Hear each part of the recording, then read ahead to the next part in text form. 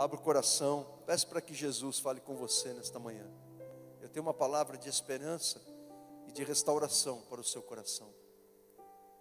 Senhor nosso Deus, nosso amado, bendito Pai, te louvamos, te agradecemos mais uma vez. E o Senhor tem falado conosco de muitas maneiras, desde o momento em que a primeira oração foi feita nesse templo. O Senhor falou conosco por meio das canções, das palavras que já foram ditas aqui. E agora é o momento da ministração, da pregação, da palavra do Senhor. Que o Teu Espírito Santo continue agindo entre nós e em nós, sondando o nosso coração, indo no mais profundo da nossa alma, da nossa mente, do nosso espírito, nos ajudando a nos entender o que precisa ser mudado, transformado na nossa vida. Que a Tua palavra venha como um refrigério para o nosso coração e que nos dê forças para prosseguir e ir adiante. Que a palavra do Evangelho salve vidas, leve pecadores ao arrependimento. É o que eu oro, é o que eu peço, o que pedimos, Senhor, em nome de Jesus. Amém e graças a Deus. Amém, meus irmãos. Há algumas semanas eu tenho falado aqui, aos domingos, tenho pregado sobre como construir uma vida bem-sucedida. E quando nós vamos para a Bíblia, para a palavra de Deus, nós encontramos todas as recomendações, conselhos, orientações, mandamentos de Deus para que a gente construa esta vida bem-sucedida.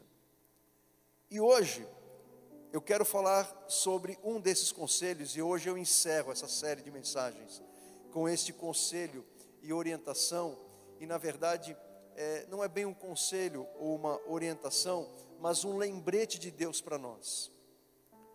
Para todo game over existe um play again.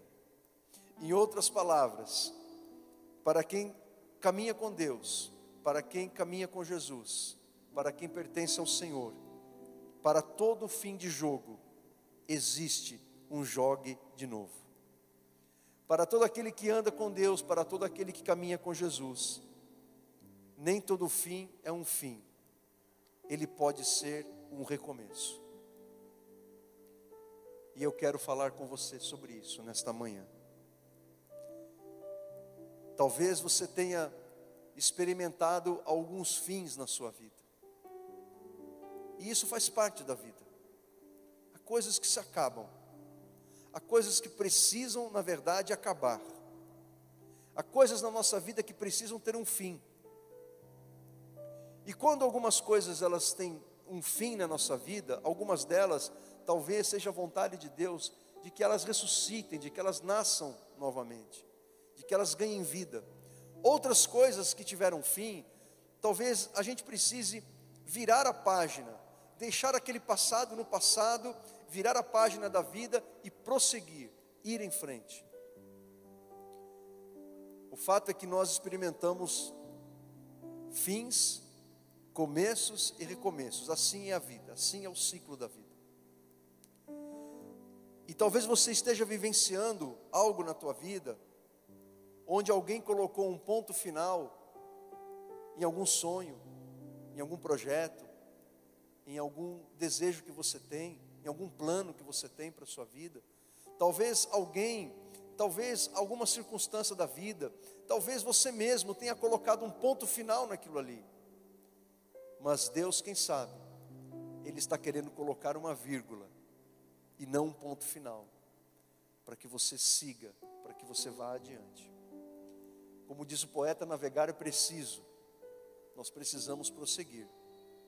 Nós precisamos ir adiante. E quando a gente olha para a nossa história, e a nossa história está escrita, não tem como ela ser apagada, ela está ali. A gente precisa olhar para a nossa história, aprender a olhar a nossa história, principalmente os momentos que nos fizeram chorar e sofrer, como sobreviventes desses momentos ruins e não como vítimas. Porque as pessoas que se veem como vítimas, elas se vitimizam, elas sofrem de autopiedade, elas sofrem de autocomiseração e colocam a responsabilidade por aquilo que aconteceu nos outros, e ela fica ruminando aquilo e ela não consegue virar a página e seguir em frente. Mas quando nós nos enxergamos como sobreviventes da nossa história, como sobreviventes, a gente consegue olhar para o passado com mais gratidão a Deus, porque Ele nos fez chegar até onde estamos. Quando entendemos que somos sobreviventes da nossa história, sobreviventes de momentos ruins que nós vivenciamos, a gente consegue olhar para o nosso futuro com fé e esperança de que o Deus que nos ajudou no passado continuará nos ajudando a prosseguir e ir adiante. Será que há pessoas aqui nesta manhã que estão ruminando o passado? Estão ruminando, estão se fazendo de vítimas e precisam se ver como um sobrevivente, uma sobrevivente, porque Jesus, Ele está vivo na tua vida. É Ele que te ajudou a chegar até aqui. Tudo é uma questão de perspectiva. É uma questão de como nós interpretamos a nossa história. Qual história você conta da sua história? Qual é a versão? Qual a interpretação que você dá da sua história? É como aquela história daqueles dois gêmeos, né, que tiveram uma infância terrível, de violência doméstica, violência psicológica, pais drogados, bêbados, e aí ficaram órfãos, e aí eles foram adotados em lares diferentes, e aí um virou um criminoso, um delinquente, o outro cresceu na vida, se desenvolveu, se tornou um grande homem, uma grande pessoa. E aí foram perguntar para os dois, por que se eles vivenciaram a mesma história, por que deram destinos diferentes às suas vidas? Aquele que acabou com a sua própria vida explicou que ele se afundou nas drogas, na criminalidade, porque ele precisava fazer aquilo, porque ele era uma pessoa infeliz, ele precisava buscar um escape para afundar as suas mágoas e as suas dores. E o outro, que venceu na vida, que se tornou um pai de família, que se tornou um excelente profissional, ótima reputação, ele disse: tudo que eu sofri na minha infância serviu para eu aprender que eu não poderia ter a vida que os meus pais tiveram. Eu tinha que fazer diferente, eu tinha que escrever a minha história de um jeito diferente. Então tudo é uma questão de perspectiva, de como nós olhamos as nossas experiências e as nossas histórias. O autor sagrado diz: Ebenezer, até aqui nos ajudou o Senhor. Ele poderia ter dito assim: estamos aqui miseravelmente sofrendo, passamos por coisas ruins, e parece que nem Deus é um Deus na nossa vida. Ao contrário, ele pôde olhar para a história, para o passado, para tudo que aconteceu, olhar com gratidão, com fé e dizer: estamos aqui porque o Senhor nos fez chegar até aqui. O que para você parece ter se acabado? Quem sabe você cometeu um pecado, você acha que agora não há mais perdão para você, você acha que é o fim. Quem sabe a sua vida amorosa, por causa de um divórcio, tenha se acabado. E um divórcio, irmãos, ele é devastador. Ele é devastador. Nunca julgue um irmão da igreja porque ele se divorciou. Não faça isso, porque você não conhece aquela história. Você não sabe o que se passou dentro daquelas quatro paredes. E a Bíblia diz que aquele que pensa que está em pé, cuide que não caia. Um divórcio é devastador. O divórcio não faz parte do plano de Deus. Mas quando um irmão em Cristo se divorcia, é o plano de Deus que a igreja acolha aquela pessoa. E que ela se permita ser acolhida, né? Porque há pessoas que passam por esse processo e se distanciam da casa de Deus, não permitem que a gente se aproxime, e a gente tem que respeitar. Eu sou um pastor que respeito. A pessoa não quer ser cuidada, eu respeito. Eu não fico dando murro em ponta de faca não, irmãos. Eu não sou esse estilo de pastor não. A pessoa quer cuidado, ela vai ter cuidado. Ela não quer, o que a gente vai fazer?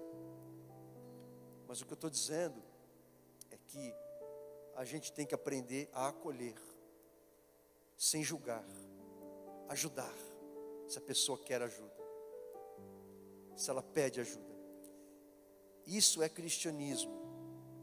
Quem sabe você já tentou empreender profissionalmente, você ainda não se achou, você não um sonho profissional que não deu certo, você acabou, você montou um negócio, faliu, você acha, eu não nasci para isso.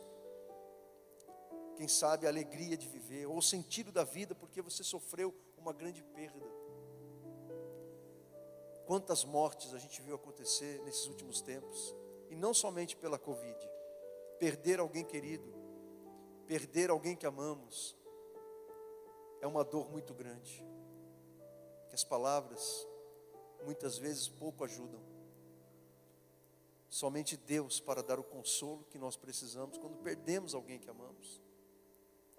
E talvez perder alguém, um pai, uma mãe, um marido, um filho, talvez a pessoa pense, como que eu vou continuar a minha vida sem essa pessoa? É o pensamento que se passa na mente e no coração. E quem sabe, você já serviu tanto a Deus no ministério, aqui, ou quem sabe em outra igreja, em outra comunidade, e de repente você sofreu, porque, gente, trabalhar na obra de Deus não é fácil. Você está trabalhando com Deus, mas você está lidando com gente, e às vezes as pessoas, elas nos frustram, elas nos machucam. Há líderes cristãos que não sabem ser líderes cristãos, e machucam e ferem, mais usam as pessoas do que as pastoreiam. Então isso vai machucando as ovelhas do Senhor. E algumas delas estão tão machucadas que elas não querem mais trabalhar para Jesus. Elas querem apenas sentar e ouvir. Eu quero apenas sentar e ouvir. Eu não quero fazer nada. Eu quero apenas receber porque eu preciso de um tratamento. E é verdade. Se a pessoa está machucada e ferida, não é o ministério que vai resolver isso. Não é ela fazer alguma coisa na obra de Deus. Ok, esse tempo é importante. Você sentar, respirar, dar um tempo para si mesmo, reconstruir suas emoções, reconstruir o seu ânimo, a sua motivação, o seu relacionamento com Deus, colocar as emoções no lugar, colocar o foco no lugar, para então retomar o ministério. Mas há pessoas que acreditam que elas não poderão mais servir, porque talvez elas acham que, como Pedro, né? Pedro, gente, estava tão decepcionado com ele, mas tão decepcionado com ele, que quando ele disse depois da ressurreição de Jesus, vou pescar, alguns estudiosos entendem que quando ele disse isso, ele estava dizendo o seguinte, olha, voltarei à minha profissão de pescador. Jesus já tinha ressuscitado, foi naquele período de 40 dias, entre a ressurreição e a ascensão de Jesus. Jesus por 40 dias, ele apareceu por diversas vezes. Jesus já havia ressuscitado, mas ainda assim Pedro estava tão decepcionado com ele, que ele pensou o seguinte, traí o meu Senhor por 3 vezes. Neguei ele, falei que não o conhecia. Eu prometi para Jesus de que eu não iria abandoná-lo. Ao contrário, eu falei para Jesus que eu ia para a cruz com ele. E no final Pedro disse por 3 vezes, nunca vi este homem na minha vida. E Pedro estava tão decepcionado com ele mesmo. Ele disse, voltarei a pescar.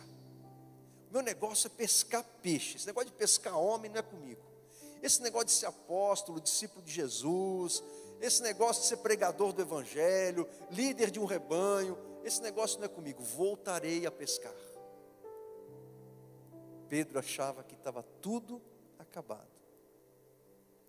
E Jesus disse para ele naquele dia, Pedro, pastoreia as minhas ovelhas. Jesus estava dizendo para Pedro que não estava tudo acabado, não era um ponto final, era uma vírgula. E Deus iria retomar aquela história na vida de Pedro como retomou. Não pense que está tudo acabado, porque para todo game over existe um play again. Não pense que está tudo acabado, porque para todo fim existe um recomeço. Para todo fim existe um recomeço. Quantas histórias de recomeços nós temos somente aqui. Se eu pedir para você vir falar ao microfone, quantas histórias inspiradoras, abençoadoras ouviríamos de gente que viu sonhos grandes se acabarem, serem destruídos por circunstâncias ou pelos seus próprios pecados. E essas pessoas se arrependeram. Essas pessoas se levantaram com a ajuda de Deus e recomeçaram. Eu acredito num Deus, irmãos, que nos dá uma segunda chance. Eu acredito num Deus que nos ajuda a recomeçar. Eu acredito num Deus que nos ajuda a virar a página da vida, para que a nossa história continue sendo escrita de um jeito diferente, de um jeito melhor, de um jeito que glorifica o nome do nosso Deus. Talvez haja pessoas que não se perdoem por algo cometido no passado. A pessoa já pediu perdão a Deus, já abandonou o pecado, já não comete mais aquilo, ela já mudou de vida, ela pediu perdão para o Senhor, mas ela dentro dela ainda sofre, ela rumina aquilo dentro dela, ela não se aceita. E a falta do auto-perdão é algo doloroso, é algo que causa um sofrimento muito grande, porque a pessoa, ela até crê que Deus a perdoou, mas ela não se perdoa. E quando ela não se perdoa, isso leva até ela a acreditar que por causa dessa percepção que ela tem, de não aceitar a si mesma, ela acha que Deus não a perdoou. Que Deus não a perdoou. Mas se você pediu perdão, se você abandonou o erro, abandonou o pecado, se você mudou a sua vida, acredite, de verdade, Jesus perdoou você. E se Jesus, que é maior que você, se Deus, que é mais santo que você, se Deus, que é perfeito, você não é, se Ele, que onde Ele habita não há sombra, não há mácula, não há nada de errado onde Deus está, porque Ele é santo, santíssimo, Ele te perdoa, por que você, que é imperfeito, não vai se perdoar? Por que você não vai ter compaixão de si mesmo? Quando eu falo compaixão, não estou falando de autocomiseração, autopiedade, coitadinho de mim, eu sou tão coitadinho, não é isso que eu estou dizendo. Eu estou falando é você se perdoar. E a base do seu auto-perdão é o perdão que Deus dá para você, porque Ele é maior que você, Ele é mais santo que você, e a graça dEle te inundou e te perdoou. É o maior motivo para você se perdoar e se aceitar. A palavra de Deus diz: se confessarmos os nossos pecados, Ele, Deus, é fiel e justo para nos perdoar os pecados e nos purificar de toda injustiça. 1 João, capítulo 1, versículo 9. Em Jeremias 31, 34, Deus nos diz: perdoarei as suas iniquidades e dos seus pecados jamais me lembrarei. Perdoe-se, porque Deus te perdoou. Dê uma chance para você mesmo. Se Deus te perdoa, por que você não perdoaria a si mesmo? Há muitas histórias na Bíblia de recomeços. Há muitas histórias, há muitos exemplos na palavra de Deus, de situações que alguém do povo de Deus, ou que o próprio povo de Deus estava vivenciando, em que parecia ser o fim, parecia estar tudo acabado, e Deus mostrou que aquilo não era o fim, era apenas parte do processo, não estava tudo acabado, havia ainda um caminho a ser seguido, as portas não estavam fechadas, elas estavam meio que entreabertas, e Deus estava abrindo aquela porta. Você se lembra de Judá? Que nos dias do profeta Isaías, estava rodeada de inimigos, o reino do norte já não existia mais, já havia sido levado cativo para o cativeiro assírio, as 10 tribos e meia de Israel haviam sido dizimadas por aquele terrível cativeiro. Israel não era mais aquela nação gloriosa, poderosa, dos dias de Davi, de Salomão. Agora, Israel era apenas a pequenina Judá, uma porçãozinha de terra cravada no meio da Palestina, entre grandes potências à sua volta, o Egito no sul, assírios, persas, babilônicos ao norte, a leste, e os inimigos ali, em cima da pequenina Judá. E Deus disse para eles através do profeta Isaías: pois agora vou fazer uma coisa nova que logo vai acontecer, e de repente vocês a verão. Prepararei um caminho no deserto e farei com que estradas passem em terras secas. Não importa o seu tamanho, não importa se você é conhecido, famoso, tem muitos seguidores, não importa sua condição social, financeira, não importa a sua capacidade intelectual, nada disso importa para Deus se você é dele, você está nele, você está oculto, escondido em Jesus, você é um abençoado, uma abençoada do Senhor. Ele fará coisa nova na sua vida. Em Provérbios 24:15, Deus ele manda um recado para o malfeitor. Deus manda um recado para aquele que acha que pode prejudicar o justo, aqueles que andam na presença de Deus. Então ele diz assim, Deus dá o alerta para o malfeitor: não te ponhas de emboscada, ó perverso, contra a habitação do justo, nem assoles o lugar do seu repouso, porque 7 vezes cairá o justo e se levantará. 7 vezes cairá o justo e se levantará, porque para Deus nem todo fim é um fim, mas é um recomeço. Você se lembra de Elias? Eu tenho falado muito sobre Elias nesses últimos dias, dessa história, de como ele foi para a caminho de Horebe, frustrado, num processo de depressão profunda, orando a Deus, pedindo a morte, porque ele havia orado e Deus havia mandado fogo do céu, 450 profetas de Baal destruídos, mortos. Ele disse: agora Israel vai se converter, e nada disso aconteceu. Ele foi jurado de morte. Uma grande decepção e frustração, e uma grande tristeza tomou conta do coração de Elias. É como se ele olhasse para si e falasse assim: o que eu estou fazendo não serve para nada, eu não sou um nada, eu não sou um ninguém, eu estou aqui me matando, se esforçando, orando, Deus mandando fogo do céu, para quê? O povo não se converte, rainha Jezabel continua macumbeira do mesmo jeito, quer me matar. Tristeza profunda. Sabe quando você empreende um tremendo esforço em algo, uma grande expectativa, você não dorme direito à noite, você fica envolvido com aquele negócio, e aí o resultado é pífio, não acontece nada, você não faz uma venda, ninguém se converte, ninguém te ouve, ninguém comprou o que você fez, ninguém abraçou a tua ideia, ninguém acreditou no que você disse. Depois de tanto esforço mental, físico, espiritual, estafa emocional, estresse, decepção, depressão.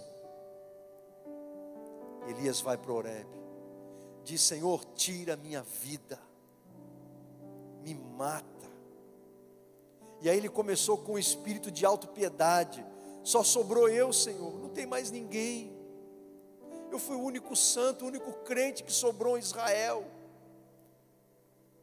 Aí Deus só ficou olhando, mandou pão, mandou água, deixou ele caminhar centenas de quilômetros. Lá no Horebe, Deus chegou lá e perguntou para Elias: Elias, o que você está fazendo aqui?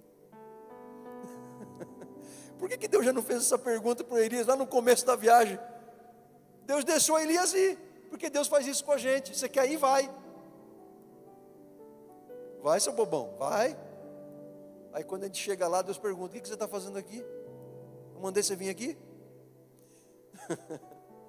E aí Deus disse para ele, para o Elias que achava que estava sozinho, que tinha sobrado só ele: eu fiz sobrar 7.000 em Israel, todos aqueles cujos joelhos não se inclinaram diante de Baal, e todos aqueles cujas bocas não o beijaram. Deus estava dizendo para Elias: Elias, não é o fim, você não está sozinho, há um exército que eu separei para lutar junto com você.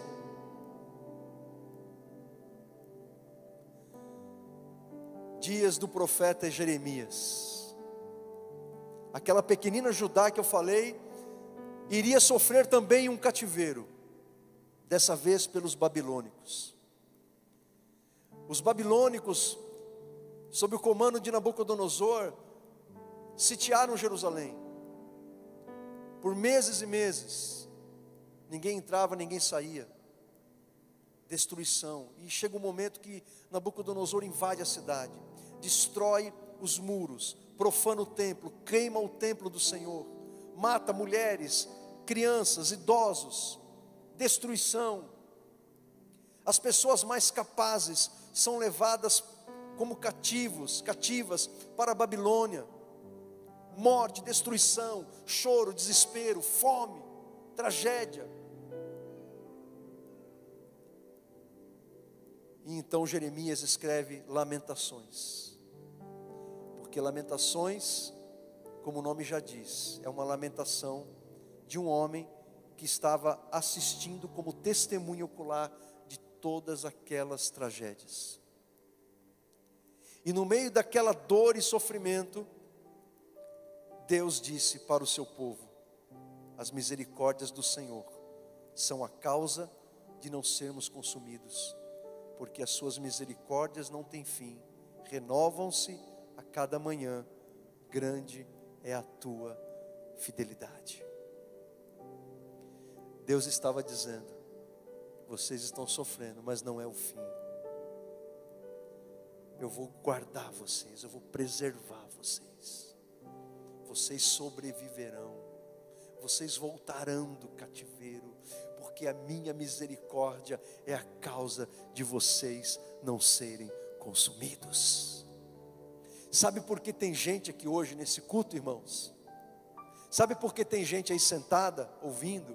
Sabe por que tem gente tocando aqui? Sabe por que tem gente falando aqui hoje? É por causa da misericórdia de Deus.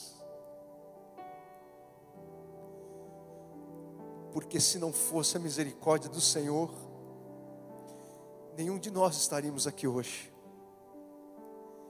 É por causa da graça de Deus que é Ele nos abençoar com bênçãos que não merecemos, e da sua misericórdia, dEle não punir com os castigos que nós merecemos, que nós podemos, com a graça dEle, com a misericórdia dEle, virar a página e seguir adiante.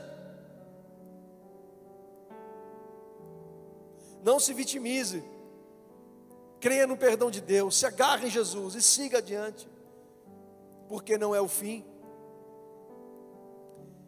E aí, depois de 70 anos do cativeiro, os judeus voltam do cativeiro da Babilônia. Eles voltam em três voltas, em 3 retornos, em momentos diferentes. No primeiro, sob a liderança de Zorobabel, a primeira tarefa dos judeus é reconstruir o templo do Senhor. Não era reconstruir as muralhas, era reconstruir o templo, porque o templo era o lugar da adoração, o templo era o lugar onde o povo se encontrava para adorar o Senhor. Era de suma importância para a glória de Israel, de Judá que havia sobrado da grande Israel, o templo ser erguido, o templo ser reconstruído. Então eles se colocam a reconstruir o templo. E eu fico imaginando quando aqueles primeiros judeus começaram a chegar na cidade destruída, mato para tudo quanto é lado, a terra que não foi plantada. Você imagina uma ruína de 70 anos, gente, que sofreu incêndio, destruição, ruína. Eu fico imaginando as lágrimas daqueles judeus, talvez os mais idosos, quem sabe com 80 anos, que saíram meninos da sua terra, na memória, aquele templo glorioso de Salomão, e agora em ruínas. Aí eles começam a reconstruir, e quando eles começam a perceber, porque agora os judeus não são os judeus ricos, eles não tinham a riqueza de Salomão, eles são pobres, estão construindo ainda sob autorização do governo persa, eles ainda são dominados politicamente, eles não têm muitos recursos. Aí eles começam a observar que aquele templo que eles estavam erguendo não ia ter a beleza, a suntuosidade do templo de Salomão, não ia ter a glória do templo de Salomão. Sabe aquela coisa suntuosa? Hoje se faz muito casamento em buffet, né? E tem cada buffet, irmãos, que parece um palácio, né? Aí você é convidado para ir nesses lugares. E eu tenho feito muito casamento. Aí você entra, aquela coisa suntuosa, mármore, lustres enormes. Uma coisa, você fica embasbacado, irmão, com tanta beleza. Então os judeus estavam lá reconstruindo o templo e não ia ter nada disso, ia ser uma coisa mais simples, uma coisa mais simplória. Era um recomeço, mas o coração deles estava meio assim: poxa, mas não vai ser a mesma coisa. E aí Deus disse para eles: a glória desta última casa será maior do que a primeira. Porque onde Deus está, irmãos, não importa tanto como é o lugar, não importa tanto a aparência, não importa tanto a qualidade das coisas que nós usufruímos, usamos, sentamos, falamos. O que importa de verdade é a presença de Deus naquele lugar, é a presença de Deus na nossa vida. Talvez você esteja recomeçando algo na tua vida, de algo muito glorioso que você viveu, e talvez você está pesando e dizendo assim: poxa vida, mas não é como era antes. E Deus está dizendo para você que nesse recomeço, a glória dele vai ser maior do que a glória inicial. Que a glória dele na sua vida vai ser maior do que a glória que você experimentou no passado. Porque ele está com você. Amém? Ou não amém? Eu já falei de Pedro aqui. Como Pedro dizia assim: olha, para mim já acabou, não dá mais. E Jesus disse para ele: Pedro, não é o fim. Pastoreia as minhas ovelhas. E Jesus, irmãos, ele é tão tremendo, que Jesus ouviu Pedro negá-lo por 3 vezes. Você me negou por 3 vezes, agora você vai confessar por 3 vezes, que você me ama e que você vai pastorear as minhas ovelhas. Pedro, tu me amas? Sim. Pastoreia as minhas ovelhas. E Jesus fez isso por 3 vezes.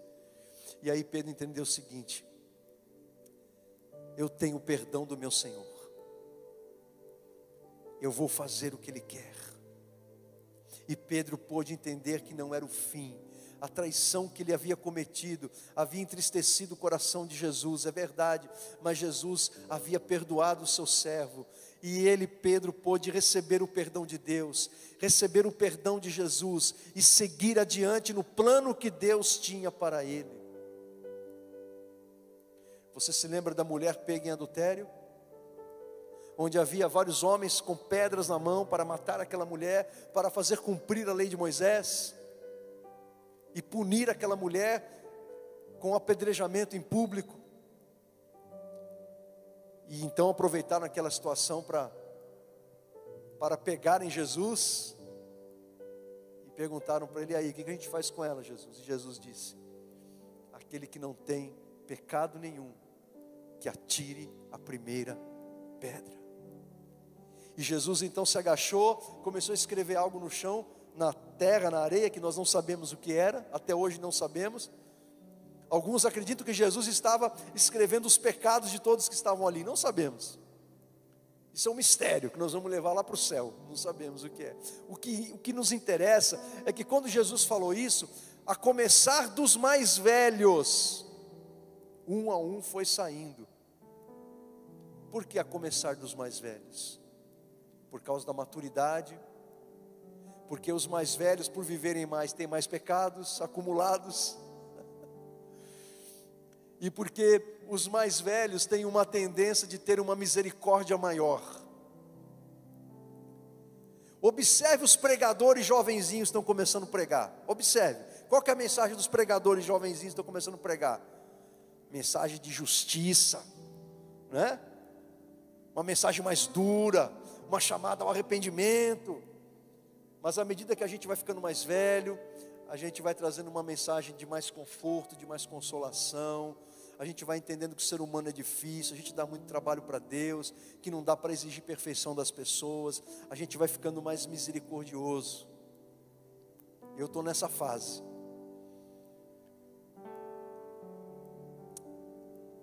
Então os mais velhos começaram a sair, ficou somente Jesus e aquela mulher. Aí Jesus se levanta e pergunta à mulher: onde estão os teus acusadores? Ela disse: foram todos embora. E Jesus disse: eu também não te condeno, vai e não peques mais. Jesus estava dizendo para aquela mulher: você pecou, você errou, você fez o que não devia, mas você tem o meu perdão. Vai e não peques mais. Vire a página da tua vida, recomece uma nova história, recomece, vá em frente, mude o seu destino. Você se lembra quando Paulo se converteu? Paulo era um perseguidor da igreja, gente. Ele era um perseguidor da igreja. Ele autorizava, como um dos principais membros do Sinédrio, das autoridades judaicas. Paulo era um jovem, provavelmente uns 30 e poucos anos, e ele autorizava os judeus prenderem e matarem os cristãos. E ele fazia isso porque ele tinha um zelo de Deus, mas era um zelo sem entendimento, porque ele não conhecia Jesus, ele conhecia somente a lei mosaica. Paulo acreditava que estava a favor, que estava fazendo algo bom, algo benéfico para a sua religião judaica. E aí, a fama de Paulo, ou de Saulo, se espalhou por toda a igreja. Todo mundo sabia que Saulo era um assassino, era alguém perigoso, era um agente da polícia judaica, que estava barbarizando os lares cristãos, mandando prender, confiscar, colocar na prisão, matar, apedrejar, como foi o caso de Estevão em Atos capítulo 8. A igreja estava aterrorizada com Saulo. E aí, Jesus aparece para um tal de Ananias. E Jesus fala assim para Ananias: Ananias, Saulo de Tarso está lá em Damasco, aqui em Damasco, na casa tal, na rua tal, número tal, você vai lá orar por ele. Se Jesus aparecesse para você, te desse uma ordem dessa, você ia retrucar com Jesus ou você ia fazer na hora? Você ia retrucar ou ia fazer na hora? Eu presumo que se Jesus aparecesse para você, você ia fazer na hora, né? Eu também. Gente, Jesus apareceu para mim, estou ouvindo a voz dele. Agora olha o que aconteceu. Gente, Saulo era tão terrível, que Ananias tentou negociar com Jesus. O Senhor está certo mesmo que o Senhor quer que eu vá lá? O Senhor sabe, né, Jesus, que o Saulo está aterrorizando a tua igreja, Senhor. O Senhor não bateu no endereço errado, não, é eu mesmo que tenho que ir lá. E aí então Jesus disse para Ananias o seguinte: olha que coisa linda. Ele disse assim para Ananias: Paulo é para mim um instrumento escolhido para levar o meu nome perante os gentios e reis, bem como perante os filhos de Israel. Naquele dia, Ananias, ele aprendeu uma lição com Jesus, que onde parece que alguém não tem mais jeito, onde parece que alguém não tem mais o que ser feito por ele, Jesus está dizendo: eu posso transformar a vida do coração, mais duro que seja. Onde parece um fim, eu posso mudar aquela história.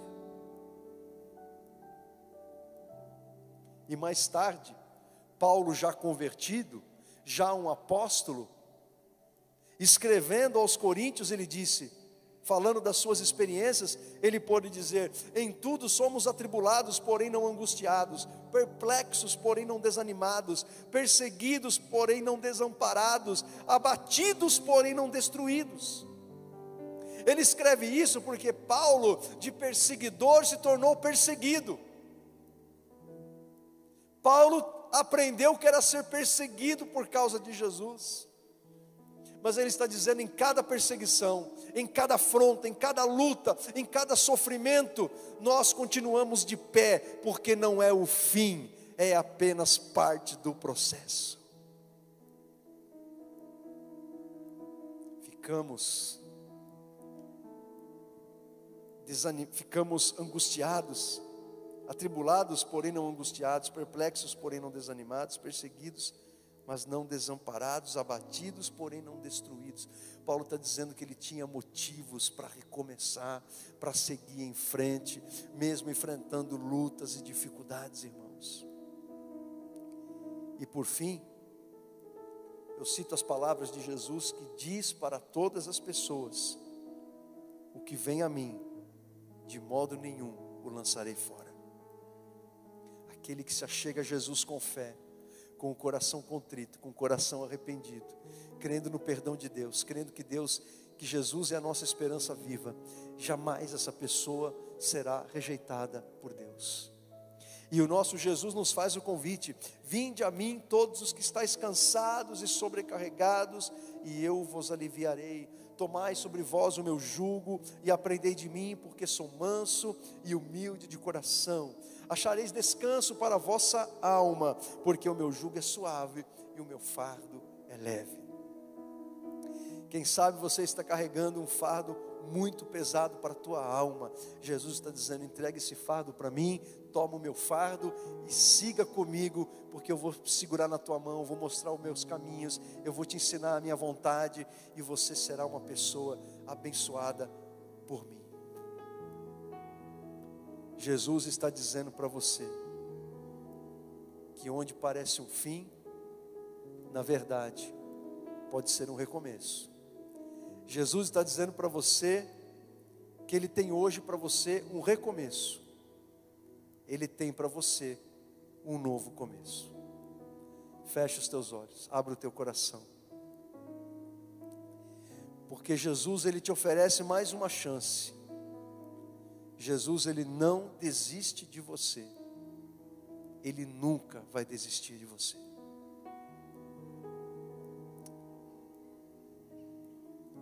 Entregue a tua alma para Jesus, o teu coração para Ele. Onde você está, fale com Deus agora. Fale com o Senhor. Existe alguma área da tua vida em que você acha que é o fim? Existe alguma área da tua vida, algum aspecto da tua vida que você acha que não tem mais jeito? Ou quem sabe, a tua vida como um todo, você acha que a tua vida como um todo não tem mais jeito? Quem sabe, no serviço da obra de Deus, você acha que Deus não vai te usar mais porque você pisou na bola lá atrás, como Pedro fez? Jesus hoje está te dando uma nova chance. Jesus hoje está dizendo para que você se levante, bata o pó do teu corpo, acumulado pelo tempo, comece a caminhar, porque Ele tem um recomeço para você. Mas comece a caminhar com Ele, segurando em tuas mãos, mostrando os caminhos, o caminho que você deve andar. Não desista de Jesus, porque Ele não desiste de você. Não desista da tua vida, porque Jesus não desiste da tua vida. Ele te ama. Ele é o teu Senhor. Ele morreu pelos seus pecados. Ele morreu para te perdoar.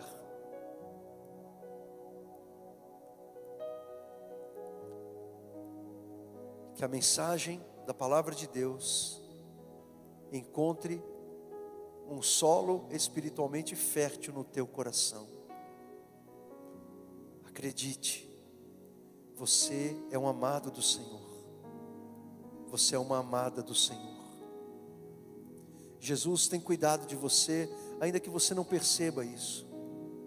Ainda que a tua percepção espiritual esteja falha. Jesus, Ele nunca te deixou. Ele nunca te abandonou. Somos nós que abandonamos o Senhor. Ele trouxe você até aqui nesta manhã. Ele tem conduzido a tua vida. Deixa Jesus mudar a tua forma de pensar. Deixa Jesus, pelo Espírito Santo, mudar a tua forma de ver a si mesmo, de enxergar a sua vida, de interpretar a tua história. Deixa Jesus mudar os teus pensamentos sobre si mesmo, sobre a sua vida, sobre um evento doloroso do passado. Deixa Jesus ensinar você a pensar de um jeito diferente, de um jeito que é dele. Porque o jeito de pensar de Jesus é o que vai fazer você virar a página e prosseguir e seguir adiante na sua vida. O apóstolo Paulo diz que devemos nos transformar pela renovação da nossa mente, pela renovação do nosso pensar. Jesus, Ele está te dando uma nova chance nesta manhã. Deixa o Espírito Santo tocar em você agora. O Espírito Santo está aí tocando no teu coração. O Espírito Santo está aí tocando a tua alma. Deixa o Espírito Santo livremente perscrutar o mais íntimo, o mais profundo da tua alma, do teu coração. Como Davi orou no Salmo 139, Senhor, sonda o meu coração. Sonda o nosso coração, Jesus. Sonda a nossa alma. Sonda o nosso espírito, o mais profundo do nosso ser. Sonda-nos, Senhor, pelo teu Espírito, e vê se há algo errado em nós, vê se há alguma ferida que necessita da cura que vem de ti. Quem sabe, Senhor, hajam memórias do passado, que ainda estão como que feridas abertas, que causam dor, tristeza, agonia, acusação, sentimento de culpa. Senhor, pelo teu Espírito, pelo poder do teu perdão, que estas feridas sejam saradas, que essas memórias sejam curadas, que haja saúde emocional, saúde espiritual, que haja cura da alma, Senhor, que haja cura de memória, Senhor, que haja restauração espiritual,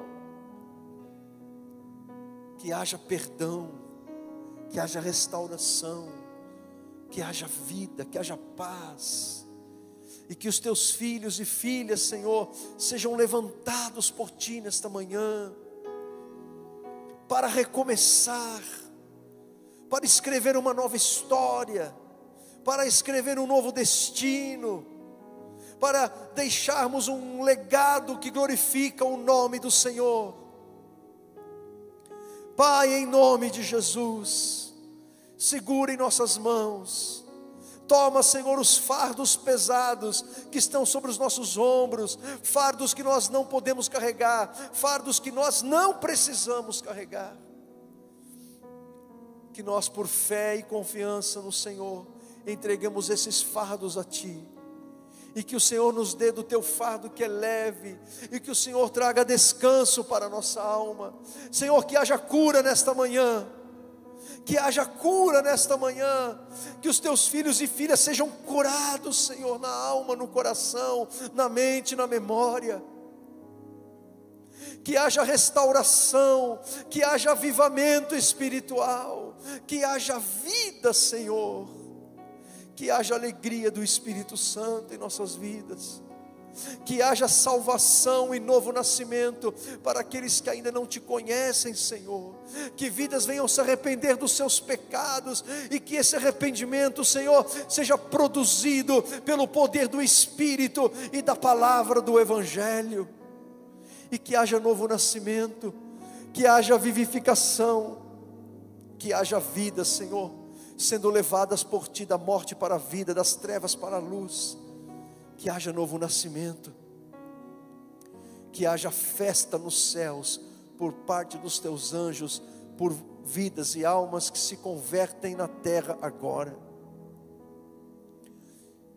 Pai querido, em nome de Jesus, entregamos o nosso passado em Tuas mãos, que ele seja coberto pelo sangue de Jesus. Entregamos o nosso passado em Tuas mãos, para que olhemos para o nosso passado com gratidão, porque o Senhor nos ajudou a sermos sobreviventes da nossa história.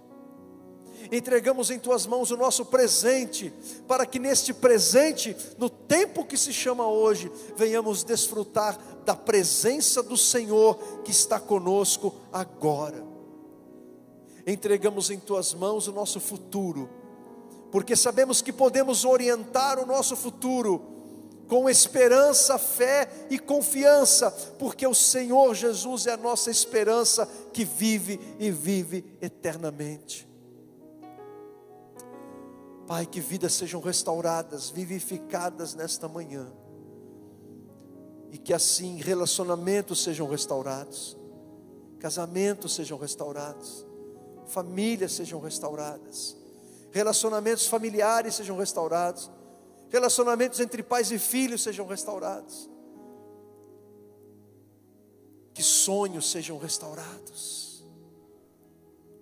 Pai, que o Teu poder esteja agora nos visitando nesta manhã, fazendo algo novo, algo tremendo, algo poderoso, algo que as palavras não podem descrever, Senhor.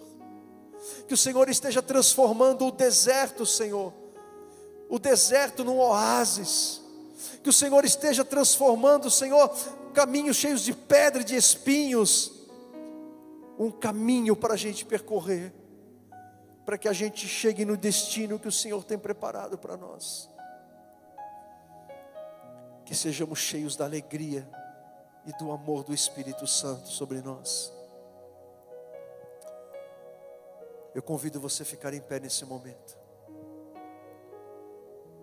Vamos adorar a Deus de todo o nosso coração. Deus começou algo novo em você nesta manhã, creia nisso. Deus recomeçou algo novo nessa manhã na sua vida. Acredite na obra do Espírito Santo, acredite no poder do nome de Jesus, acredite que a oração de um justo pode muito em seus efeitos. Vamos agora tomar esta canção como uma oração feita a Deus, de todo o nosso coração.